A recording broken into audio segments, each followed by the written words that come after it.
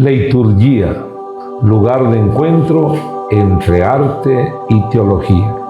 Detente, no te acerques, quítate las sandalias. La tierra que pisas es santa.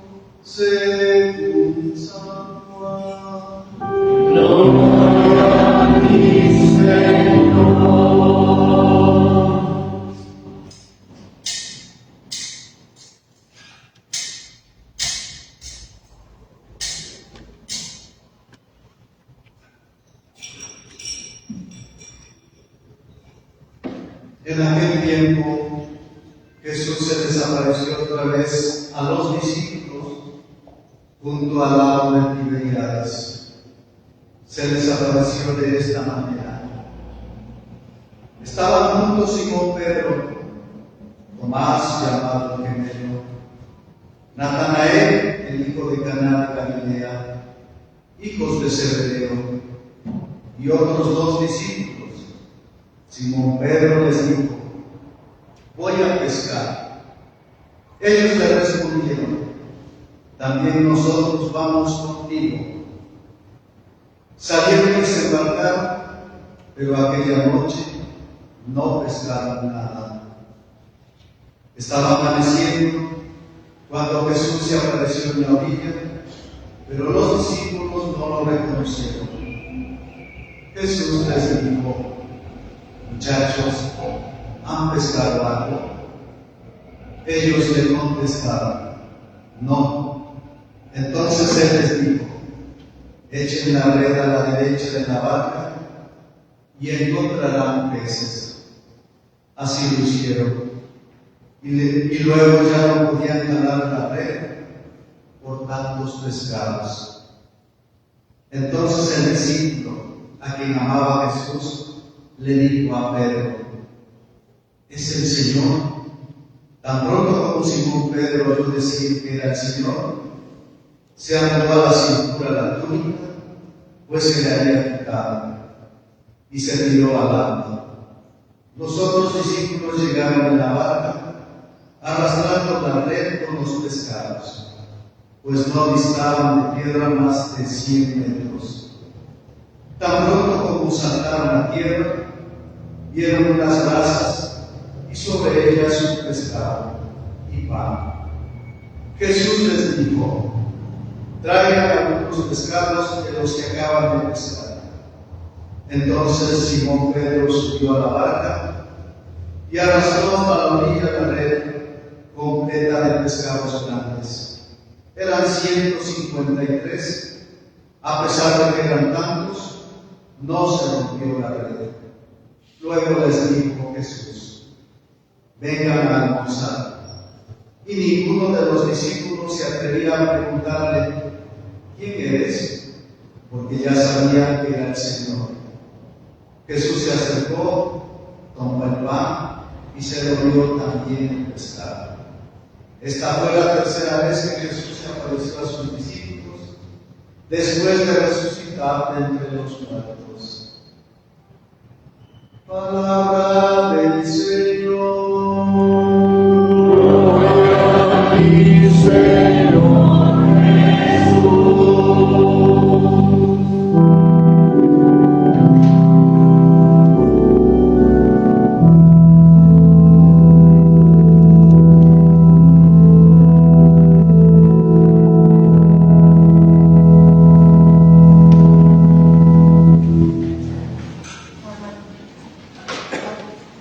Queridos hermanos, hermanas, como les decía al comienzo de nuestra celebración, estamos en la semana Inandis, la semana en la que aquellos que habían recibido el sacramento del bautismo, la iniciación cristiana en la vigilia pascual, acudían toda la octava con su vestidura blanca, revestidos de Cristo, renacidos, recién iluminados, a seguir profundizando en el proyecto de Jesús. Así es como nació la catequesis postsacramental en función de la iniciación cristiana. Esta semana se le conoce también como la semana de los frutos de la Pascua. Como sabemos, en el Antiguo Testamento, las fiestas principales eran la Pascua y la fiesta de los panes ácimos, Pesach y Matzot. Y después de Pesach y Matzot venía Bicurín, que era una semana de primicias, o sea, los primeros frutos de la fiesta pascual. Pues estos son los primeros frutos de lo que produce la acción salvífica de Dios cada que se actualiza a través del misterio pascual que nosotros celebramos. Por eso las oraciones colectas de esta semana nos hablan de los recién bautizados.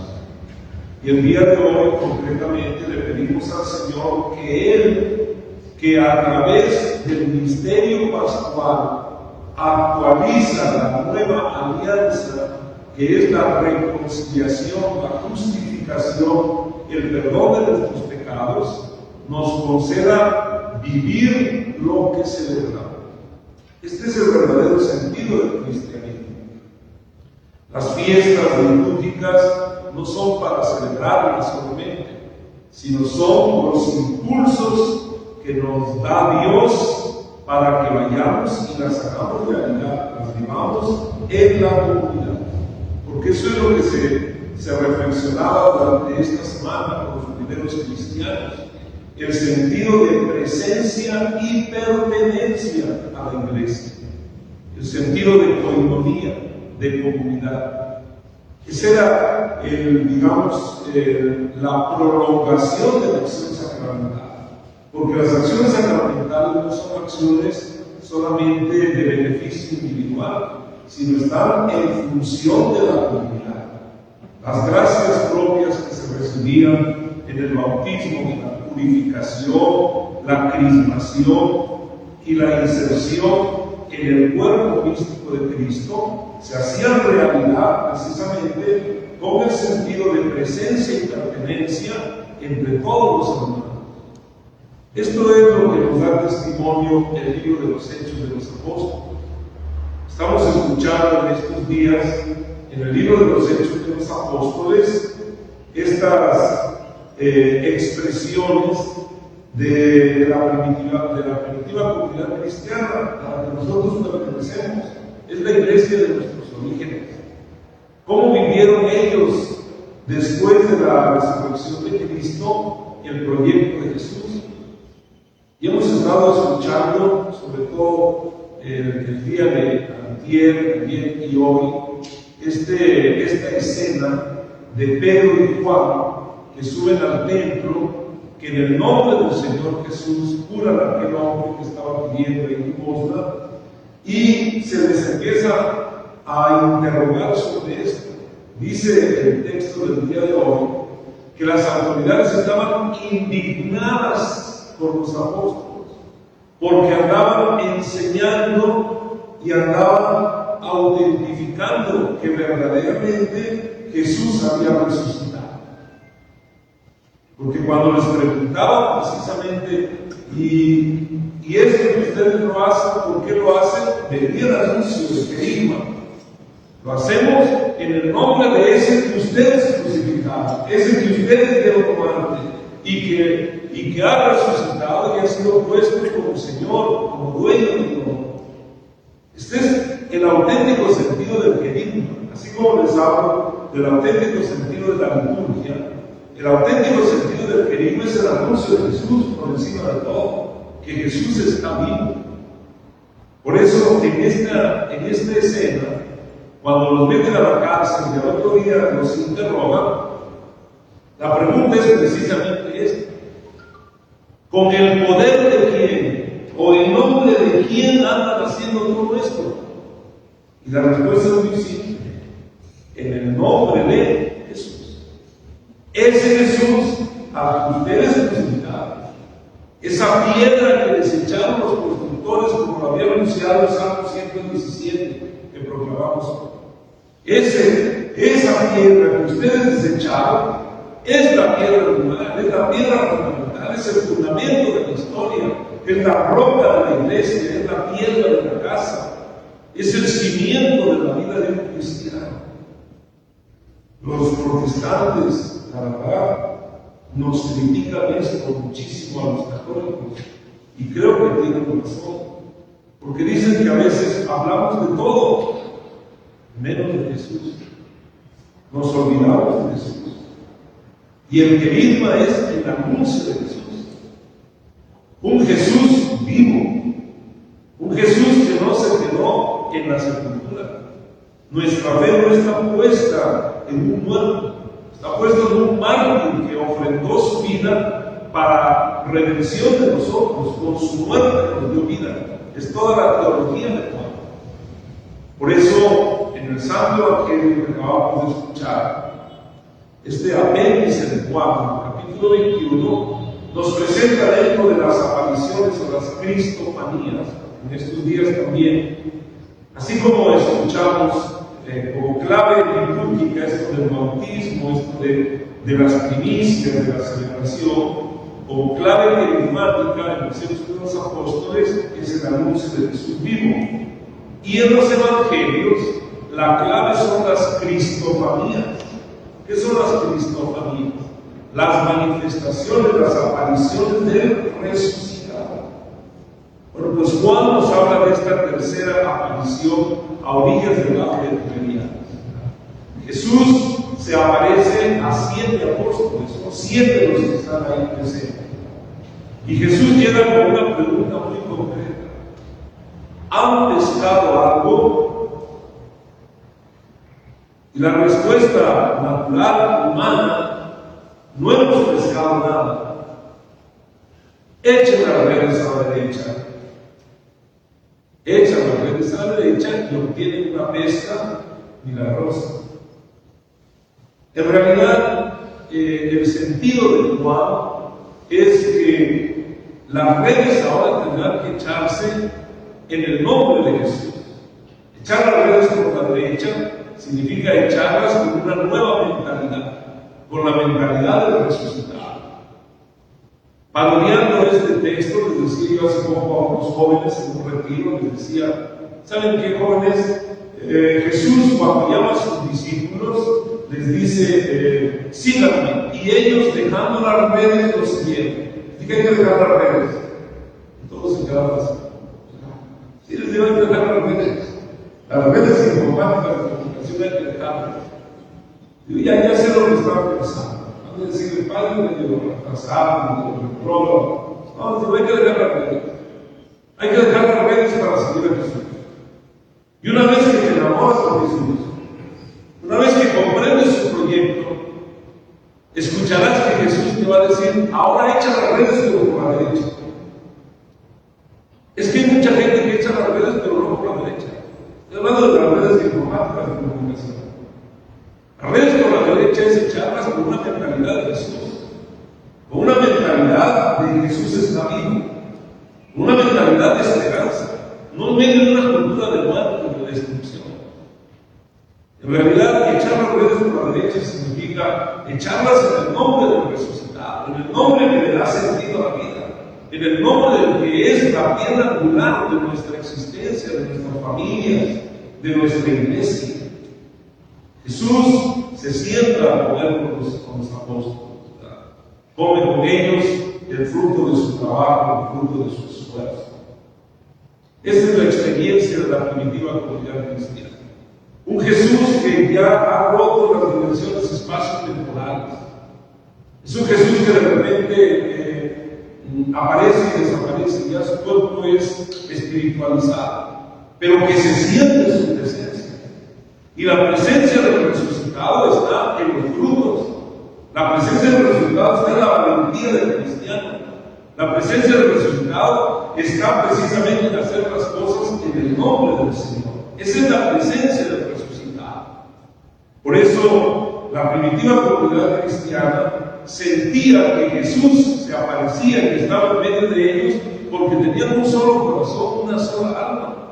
En los signos concretos es donde ellos descubrían al resucitado. Tono de lectura del domingo pasado, la misa de las vísperas de la teología de Lucas, estamos leyendo todo el ciclo C, hermosísimo. El texto por excelencia de Lucas es el de los peregrinos de Maús, que nos deja muy claro que a Jesús no lo volveremos a ver de carne y hueso. A Jesús se le descubre en la fracción del pan, en la Eucaristía. Y esa es la comunión con Cristo donde entiendes las Escrituras. Si no hay comunión, si no hay Eucaristía, si no hay fracción del pan, si no hay comunidad, la palabra puede ser teoría, puede ser ideología, puede ser concepto, puede ser historia, puede ser acervo cultural.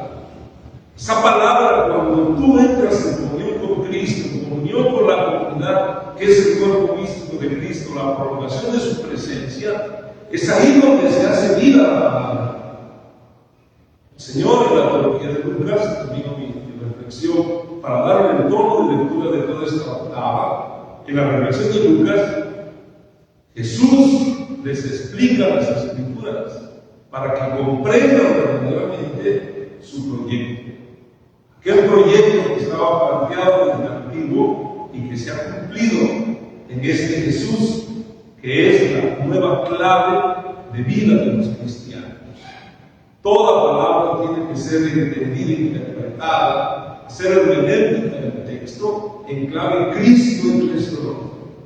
Un texto veterotestamentario, si no se lee en clave Cristo eclesiológica, entonces somos judíos, somos hebreos, somos de un pueblo veterotestamentario. Los que leemos la Sagrada Escritura, los textos del Antiguo Testamento, en clave Cristo eclesiológica, somos cristianos. Porque en Cristo se cumplen las Escrituras y en Cristo se dimensiona una nueva historia de la Iglesia, del nuevo pueblo de Dios en Cristo. Que el Señor nos conceda la gracia esta semana de Pascua, esta octava, esta semana inhábil, los frutos que fuimos conquistando, que fuimos pidiendo, que fuimos logrando a través de nuestro camino cuaresmal y que llegó a su plenitud en la celebración del misterio pascual de su pasión, muerte y resurrección. De tal manera que los frutos que Dios está dando en su iglesia y en el corazón de cada uno de nosotros se vayan haciendo realidad en nuestra iglesia para que continuemos esa misión que nos ha encomendado hasta su segunda venida. Que así sea. Liturgia, lugar de encuentro entre arte y teología. Detente, no te acerques, quítate las sandalias. La tierra que pisas es santa.